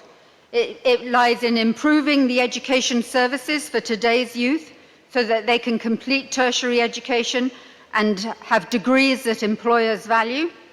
And secondly, it requires upskilling and reskilling today's adults so that they can productively continue to contribute through their 50 years of their working lives. And this is the mission of both higher education and of enterprises. A second area of concern is the profile of workers' skills and qualifications in Vietnam. The first point was really about the volume of skills in the economy, and this point is about the quality of skills in the economy. These qualifications will need to evolve rapidly if they are going to meet the demands of future jobs. We expect that these demands will largely be in high-tech sectors, and new skills will be needed to attract domestic and foreign investments that will drive the fourth industrial revolution in Vietnam. The skills profile of jobs is already becoming more sophisticated. Recent labour force surveys show that there is a reduction in jobs that require just simple or manual labour skills. For example, 8 out of 10 of the fastest growing occupations in Vietnam require occupation-specific skills, and at the same time as those occupation-specific skills, a broader range of skill sets in soft skills. 73% of firms are reporting that difficulties in recruiting employees with leadership and managerial skills. 54% of firms are reporting difficulties in finding staff with the right level of emotional skills.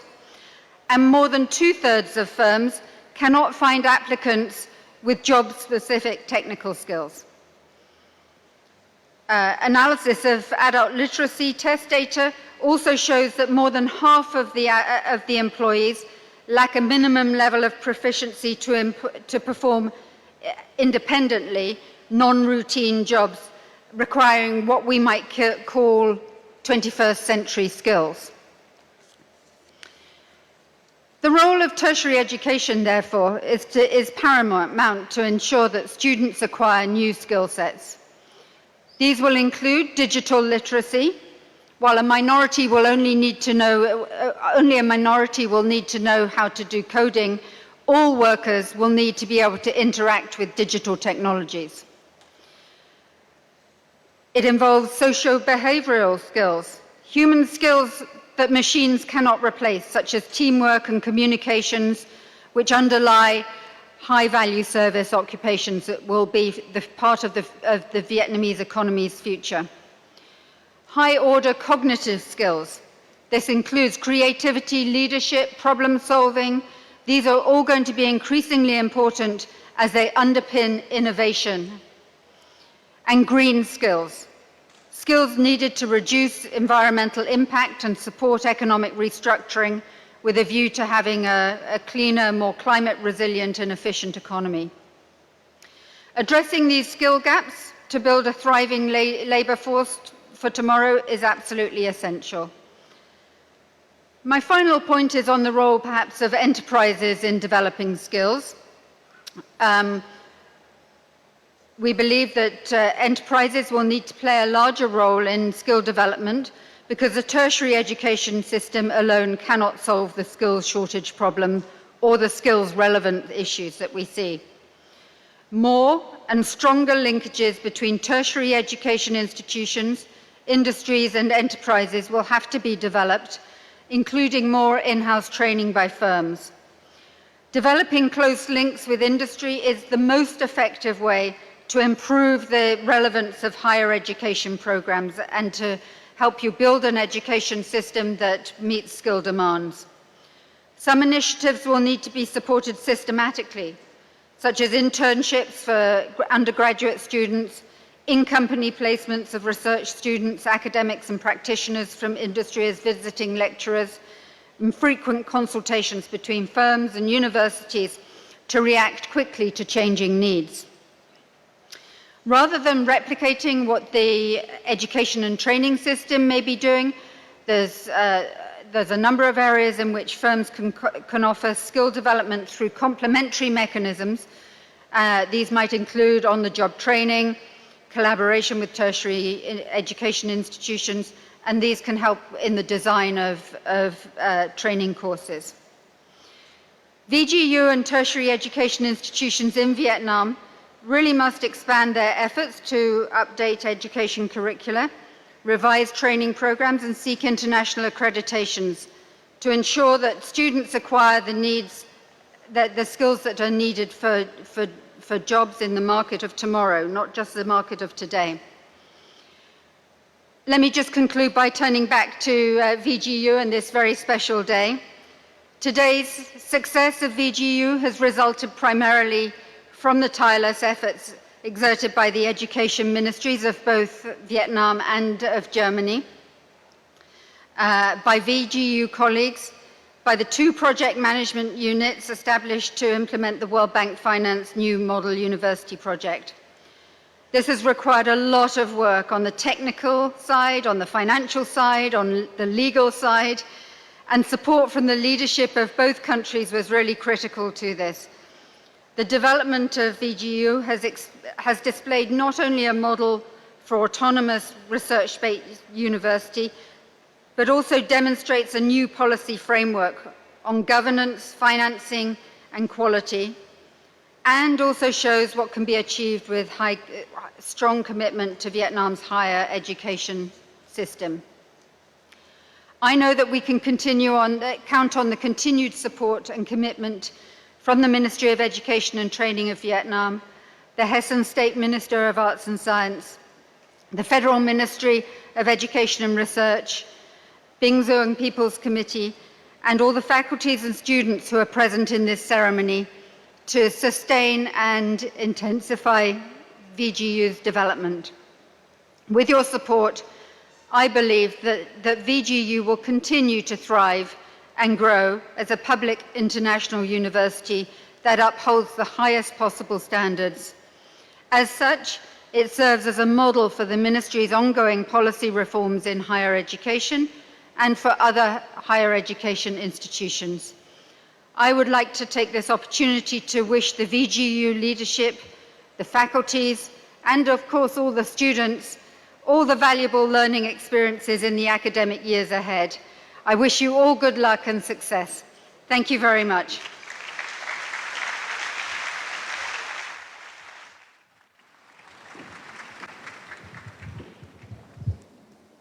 Trân trọng cảm ơn bà Caroline Turk. Thank you, Miss Caroline Turk. Nhà trường rất vinh dự được đón tiếp đại diện Bộ Giáo dục và Nghiên cứu Cộng hòa Liên bang Đức, tiến sĩ Graf Gebel, trưởng bộ phận hợp tác với châu Âu về giáo dục và nghiên cứu đến dự lễ. Trân trọng kính mời quý vị lắng nghe chia sẻ của tiến sĩ Graf Gebel.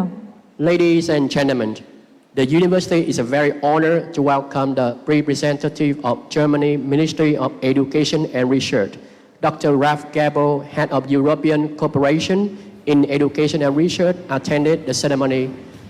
Now I would like to invite Dr. Ralf Gebel to the stage.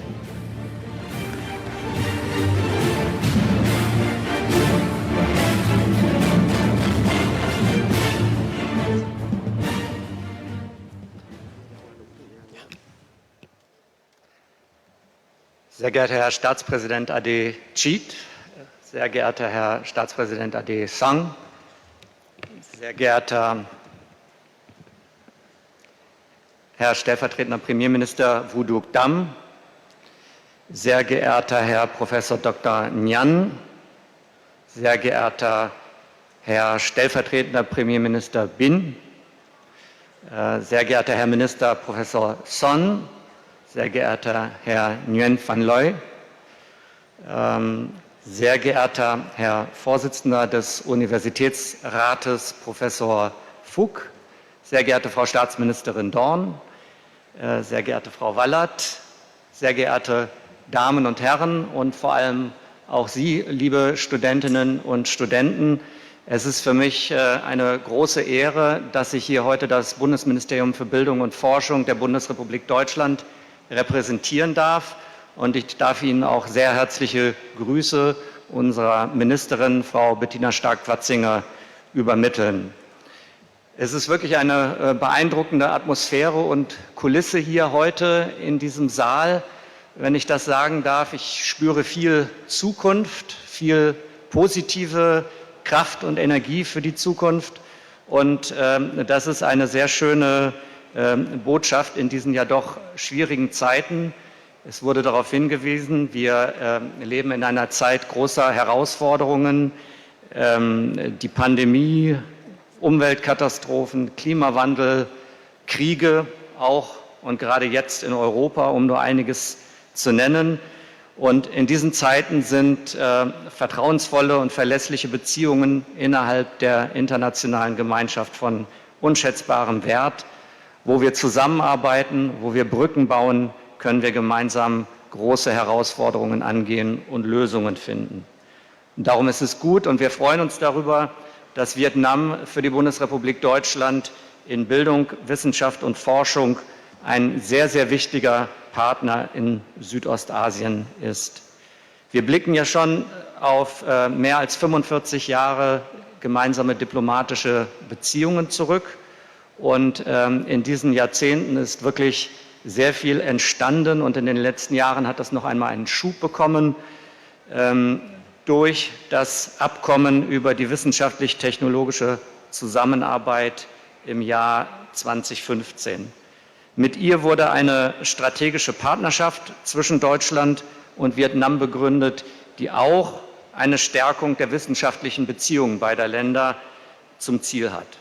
Und im Sinne dieser Partnerschaft ist die Vietnamesisch-Deutsche Universität, die wir heute hier feierlich eröffnen, natürlich ein ganz besonderes Vorhaben.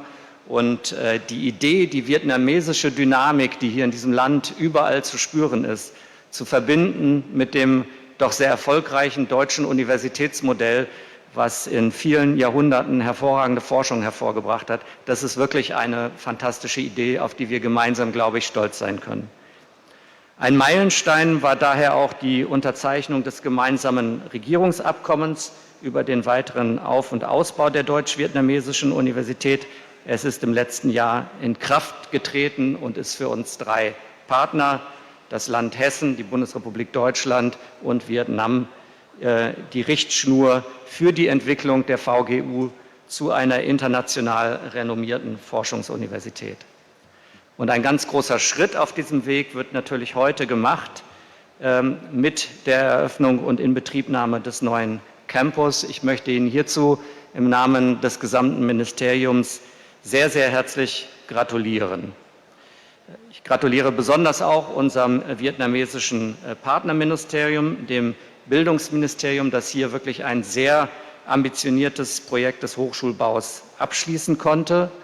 Unser Dank gilt auch der Weltbank. Frau Türk, vielen Dank auch für Ihre Ausführungen und vor allem für Ihr unermüdliches Vertrauen in dieses Projekt und natürlich die Finanzierung, ohne die dieser Campus nicht hätte entstehen können. Wir freuen uns auch, dass hier zahlreiche Lehrkräfte aus deutschen Partnerhochschulen und Partnerinstitutionen seit vielen Jahren die akademische Entwicklung vorantreiben. Das ist uns im Ministerium natürlich ein besonderes Anliegen.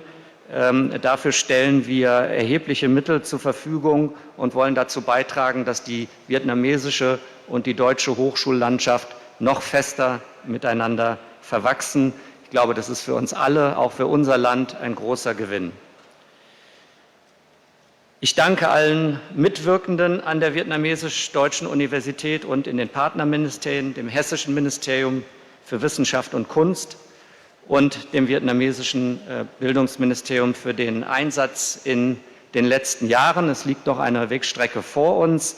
Wir sehen der weiteren Umsetzung unseres gemeinsamen Regierungsabkommens aber mit Zuversicht entgegen und hoffen, dass sich diese Universität weiter zu einem einladenden Ort des Austausches und der Forschung entwickelt. Zuletzt möchte ich noch darauf hinweisen, dass wir als BMBF einen German Science Day in Vietnam durchführen seit 2015. Und auch hier wachsen wir weiter zusammen, denn im nächsten Jahr wird er erstmals als German Vietnamese Science Day durchgeführt, und zwar in Da Nang. Sie sind alle herzlich eingeladen, sich daran zu beteiligen, daran teilzunehmen. Und vielleicht wäre es ja auch mal eine schöne Sache, wenn ein solcher German-Vietnamese Science Day, ich schaue den Präsidenten der Hochschule an, irgendwann mal hier in diesem wirklich beeindruckenden Campus stattfinden könnte. Darüber würden wir uns sehr freuen. Herzlichen Dank für Ihre Aufmerksamkeit und der Hochschule noch einmal alles Gute für die Zukunft. Vielen Dank.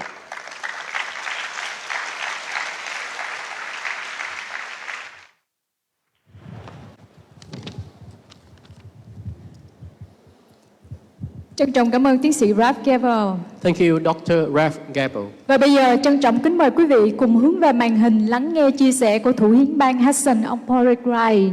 Ladies and gentlemen, now we would like to invite all of you to listen to the sharing of Mr. Boris Wright, Minister, President of Hessen State.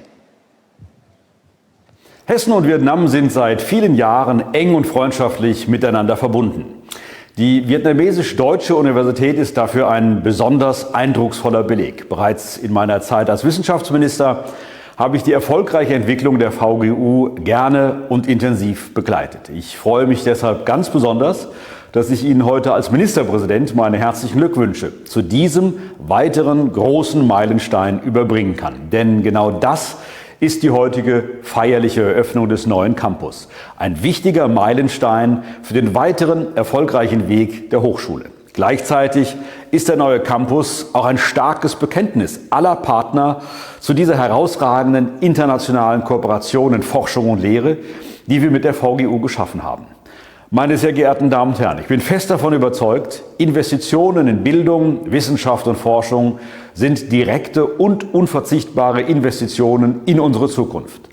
Damit meine ich einerseits die Zukunft jeder und jedes Einzelnen. Denn eine gute Ausbildung und Bildung gibt jungen Menschen das entscheidende Werkzeug an die Hand, damit sie ihr Leben nach ihren eigenen Vorstellungen erfolgreich gestalten können. Und ich meine damit auch die Zukunft eines gesamten Landes, denn Bildung gehört unbestritten zu den wesentlichen Voraussetzungen, um den Wohlstand und die Chancengerechtigkeit in einem Land zu sichern.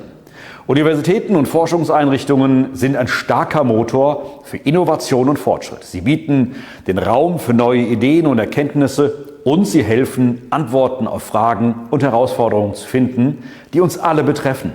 Das Studienangebot an der VGU belegt das eindrucksvoll und ich bin zuversichtlich, dass wir von den Absolventinnen und Absolventen in Zukunft noch viel hören werden. Meine Damen und Herren, die bisherige Erfolgsgeschichte zeigt, dass unsere in dieser Form bisher weltweit einmalige Kooperation funktioniert.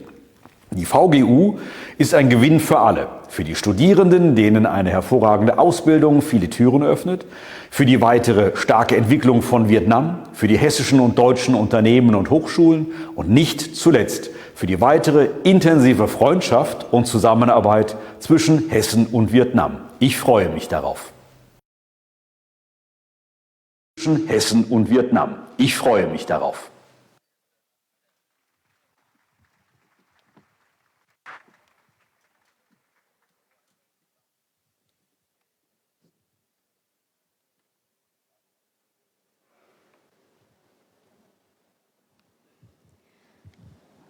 Cách đây 14 năm, hành trình của Trường Đại học Việt Đức bắt đầu từ thỏa thuận hợp tác giữa Việt Nam và Đức nhằm thúc đẩy cải tiến giáo dục Đại học Việt Nam.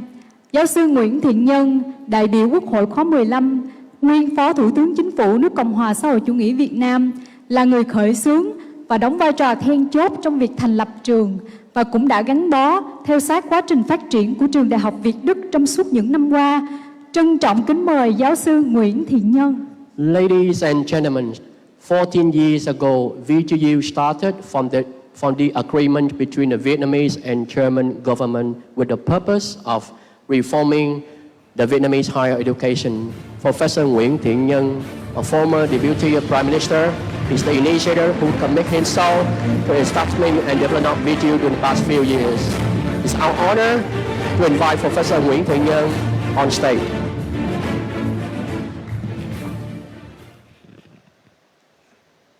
Kính thưa Ngài Nguyễn Minh Triết, Nguyên Ủy viên Bộ Chính trị, Chủ tịch nước Cộng hòa xã hội chủ nghĩa Việt Nam.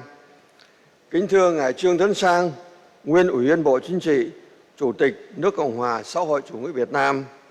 Kính thưa Ngài Trương Hòa Bình, Nguyên Ủy viên Bộ Chính trị, Phó Thủ tướng Thường trực Chính phủ nước Cộng hòa xã hội chủ nghĩa Việt Nam. Kính thưa bà Trương Mỹ Hoa, nguyên Phó Chủ tịch nước Cộng hòa xã hội chủ nghĩa Việt Nam. Kính thưa Phó Thủ tướng Vũ Đức Đam, Ủy viên Ban chấp hành Trung ương Đảng, Phó Thủ tướng Chính phủ nước Cộng hòa xã hội chủ nghĩa Việt Nam. Thưa Ngài Giáo sư Nguyễn Kim Sơn, Ủy viên Ban chấp hành Trung ương Đảng, Bộ trưởng Bộ Giáo dục và Đào tạo. Thưa Ngài Nguyễn Văn Lợi, Ủy viên Ban chấp hành Trung ương Đảng, Bí thư Tỉnh ủy Bình Dương. Thưa bà Angela Dorn, Bộ trưởng Khoa học và Nghệ thuật bang Hessen. Thưa Ngài Tiến sĩ Rolf Gebel, đại diện Bộ Nghiên cứu và Đào tạo Liên bang Đức. Thưa ông Michael Roy và bà Lisa Dessler, nghị sĩ bang Hessen. Thưa bà Caroline Thuốc, Giám đốc Việt Nam của Đại Ngân hàng Thế giới. Thưa các ông các bà là đại diện các cơ quan bộ ngành của Việt Nam và tỉnh, thành phố, các tổ chức của Đức. Thưa các thầy cô giáo và các em sinh viên, phụ huynh Đại học Việt Đức các thời kỳ. Guten Tag, guten Morgen allen deutschen, Vietnamesen und internationalen Gästen und Studenten.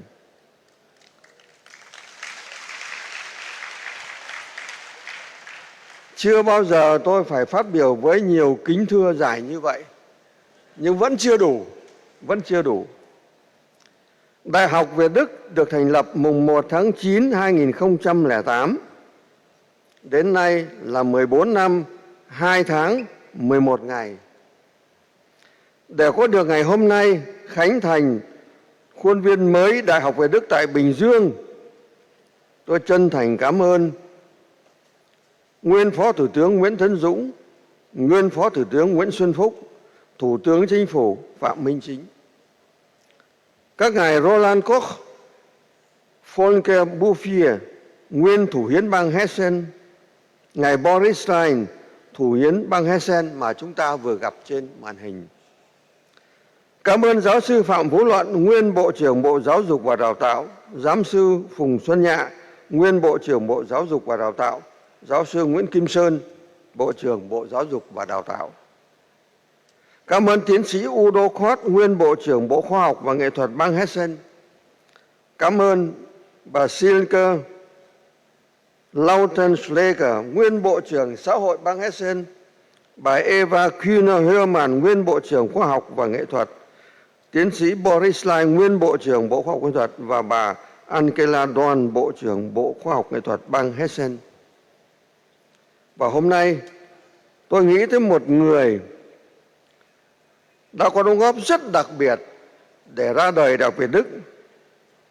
Người đã dành nhiều công sức thuyết phục Ngân hàng Thế giới là cần hỗ trợ 180 triệu đô la để xây dựng Đại học Việt Đức, đại học mô hình mới. Và cho đến bây giờ, đây là dự án đầu tiên và duy nhất mà Ngân hàng Thế giới chi để xây một đại học ở nước ngoài trên toàn cầu. Đó là bà Victoria Khoa. Sau khi kết thúc nhiệm kỳ ở Việt Nam, bà đảm nhận một trách nhiệm quan trọng hiện nay, Phó Chủ tịch Ngân hàng Thế giới. Không có sự quan tâm xây dựng Đại học Việt Đức, sự quyết tâm, sự chỉ đạo hỗ trợ hiệu quả của các vị lãnh đạo nói trên và nhiều nhà quản lý, doanh nghiệp, người bạn Đức Việt Nam chưa thể nêu hết tên, cũng như lãnh đạo của Ủy ban Nhân dân tỉnh ủy Bình Dương các thời kỳ, thì Đại học Việt Đức không có được như ngày hôm nay.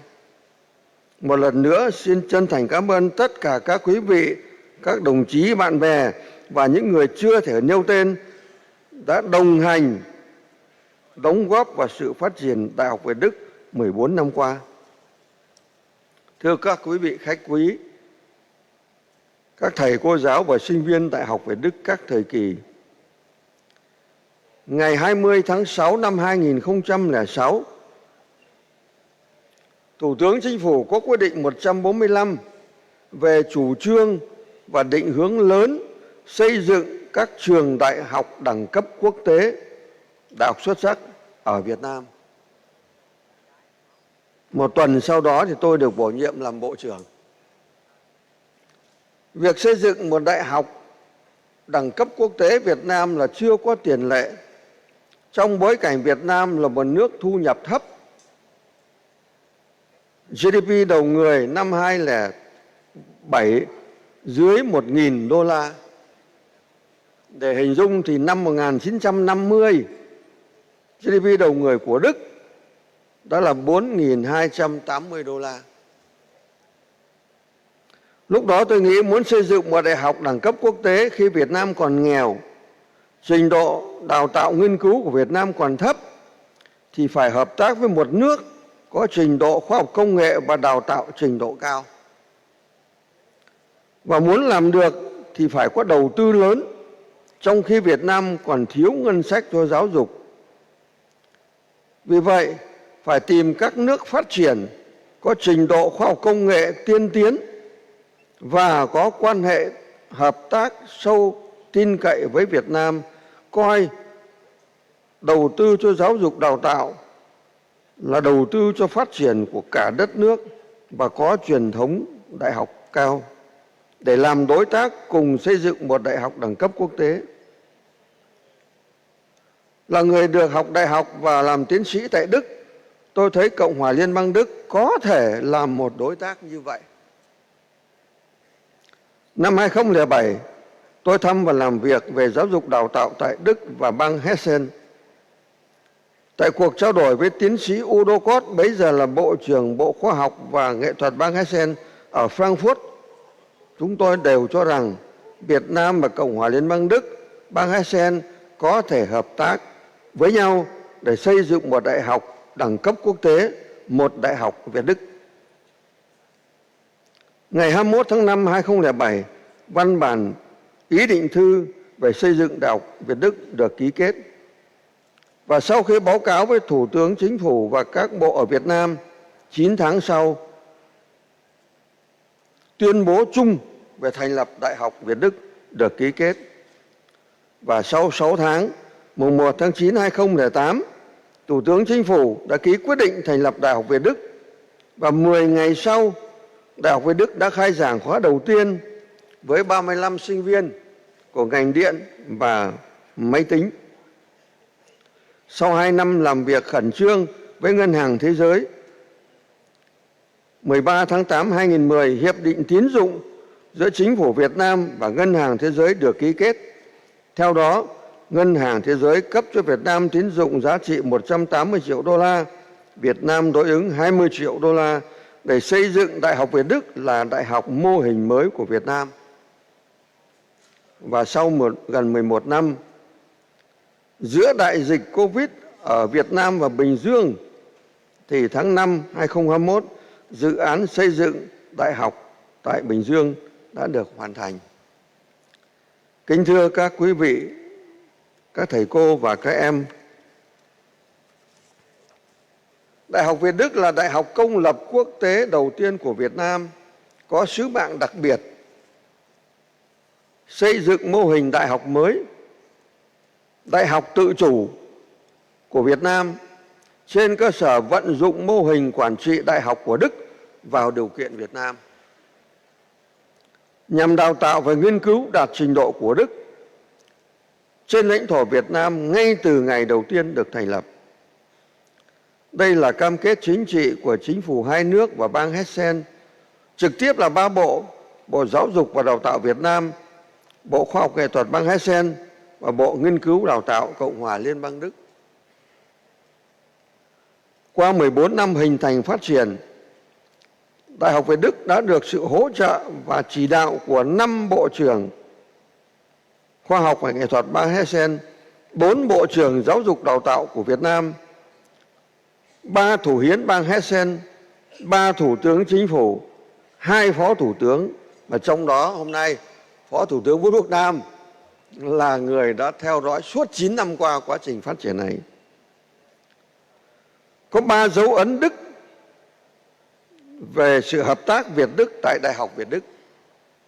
Thứ nhất là các bạn Đức đã hình thành một liên minh 36 trường đại học hàng đầu để hỗ trợ đại học phát triển Đại học Việt Đức từ những ngày đầu tiên, chuyển giao chương trình đào tạo, cử 1.500 lượt giáo sư từ Đức sang Việt Nam giảng dạy, tiếp nhận sinh viên Việt Nam từ 6 tháng đến 1 năm học tại Đức và cấp bằng tốt nghiệp đại học hoặc thạc sĩ của Đại học Đức cho sinh viên của trường. Dấu ấn thứ hai, Đại học Việt Đức có một hội đồng trường rất đặc biệt gồm 20 người, trong đó có 10 người Đức và 10 người Việt Nam, gồm các bộ trưởng, thứ trưởng, lãnh đạo các vụ cục của các bộ của hai nước, các đại diện của các doanh nghiệp, các nhà khoa học.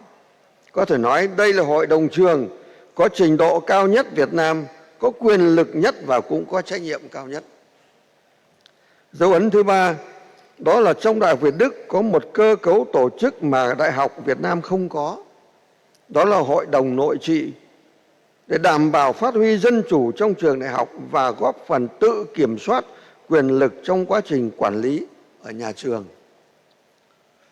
Đại học Việt Đức đang trên đường trở thành một mô hình đại học tự chủ cao, chất lượng cao, hiệu quả, khẳng định trách nhiệm đầu tư của nhà nước cho phát triển giáo dục và đào tạo trình độ cao vì sự phát triển của đất nước và mỗi người dân.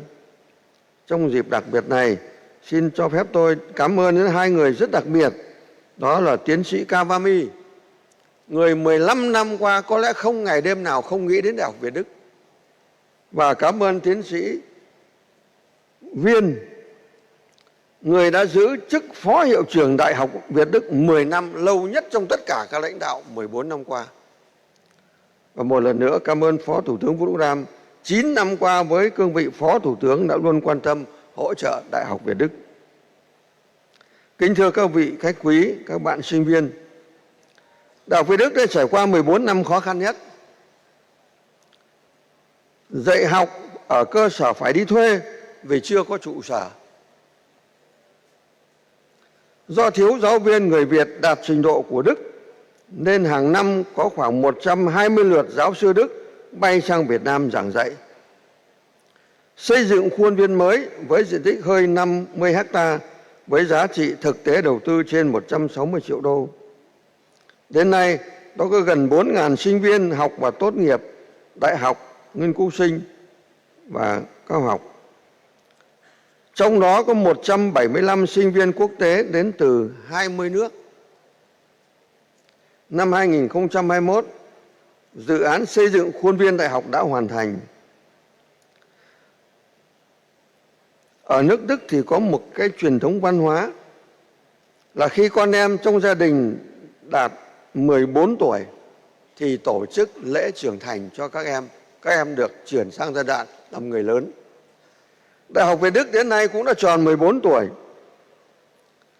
Chúng ta xin chúc mừng chân thành nhất cho đối với các thế hệ lãnh đạo nhà trường, giảng viên và sinh viên nhà trường, các thế hệ lãnh đạo ngành giáo dục đào tạo hai nước Việt Nam và Đức, lãnh đạo tỉnh Bình Dương, Ngân hàng Thế giới ở Việt Nam, các bạn Đức và Việt Nam đã đóng góp hết sức mình để có kết quả này.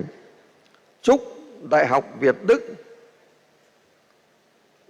dự án hợp tác lớn của Việt Nam và Đức, Việt Nam và bang Hessen trong thế kỷ 21 sẽ bước sang giai đoạn phát triển mới, tăng tốc phát triển, mở rộng quy mô sinh viên, mở thêm nhiều ngành đào tạo mới, đáp ứng nhu cầu nhân lực trình độ quốc tế của Việt Nam tới năm 2030 và 2045 như nghị quyết của Đại hội Đảng lần thứ 13. Mỗi người chúng ta hãy cùng chia sẻ góp sức để Đại học Việt Đức là niềm vui, là niềm tự hào của chính phủ và nhân dân Việt Nam và Đức, của Bình Dương hôm nay và mãi về sau. Xin cảm ơn các bạn Đức, các bạn Việt Nam, các bạn quốc tế cho sự hỗ trợ hết lòng hiệu quả trong thời gian vừa qua. Hẹn gặp lại mỗi năm ở đây, hẹn gặp lại sau 14 năm nữa, và có lẽ sau 40 năm và 140 năm giữ những kỷ niệm tốt đẹp về Đại học Việt Đức.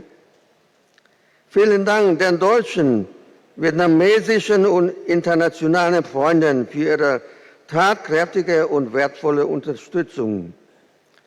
Sehen wir uns wieder jedes Jahr hier, in 14 Jahre hier und vielleicht in 40 und 140 Jahre in guten Erinnerung. Vielen Dank.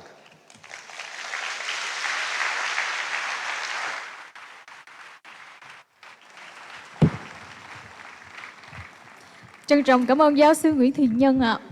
Thank you, Professor Nguyễn Thiện Nhân. Sau đây là lễ cắt băng khánh thành. Ladies and gentlemen, now it's time for the ceremony of cutting the inauguration band.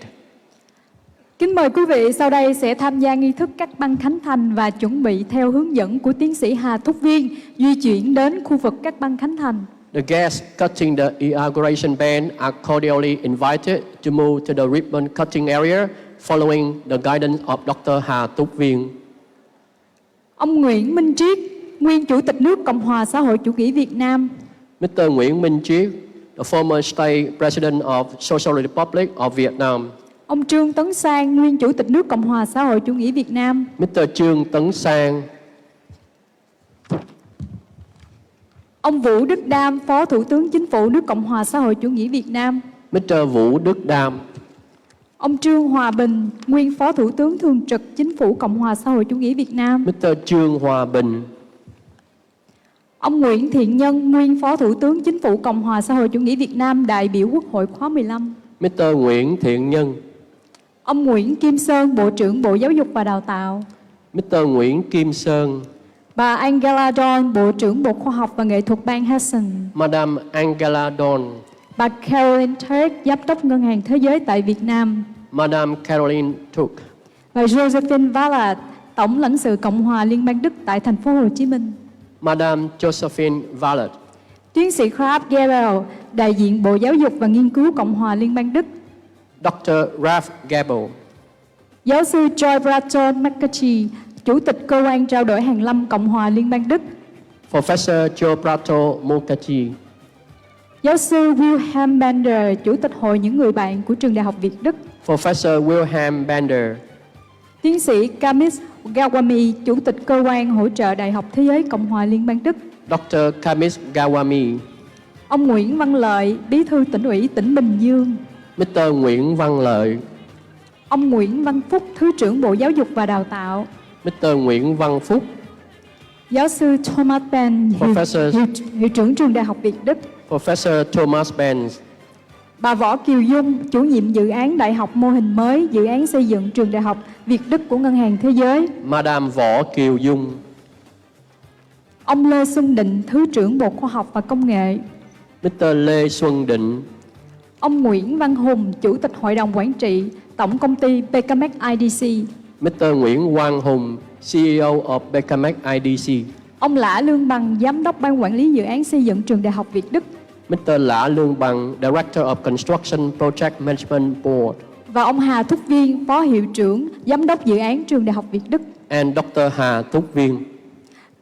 Kính mời quý vị khách khác, quý vị phụ huynh và sinh viên nán lại hội trường, cùng hướng về màn hình theo dõi lễ cắt băng khánh thành. We kindly ask the other guests and students to stay here and watch the ceremony of cutting the inauguration